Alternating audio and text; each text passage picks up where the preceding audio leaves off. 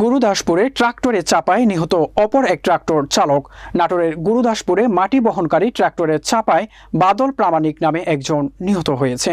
বিস্তারিত দেখুন নাটোর নিজস্ব প্রতিনিধি সৈকত হোসেনের প্রতিবেদনে।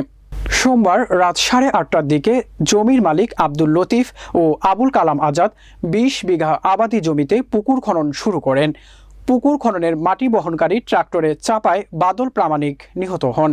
নিহত বাদল প্রামাণিকও পেশায় একজন ট্রাক্টর চালক। এলাকাবাসী জানায়, গুরুদাসপুর উপজেলার মসিন্দা চরপাড়া গ্রামের টেউসাগাড়ি বিলে পুকুর থেকে ভেকু মেশিন দিয়ে মাটি কেটে ট্রাক্টরে তোলার সময় পাশে দাঁড়িয়ে দেখছিলেন অপর এক ট্রাক্টর চালক বাদল। এ সময় মাটি নিতে আসা একটি ট্রাক্টর বাদলকে চাপা দেয়। এতে ঘটনাস্থলেই তার মৃত্যু হয়। পরে বাদলের লাশ সেখানে ফেলে রেখেই সবাই পালিয়ে যায়। খবর পেয়ে পুলিশ গিয়ে বাদলের লাশ উদ্ধার করে থানায় নিয়ে যায়।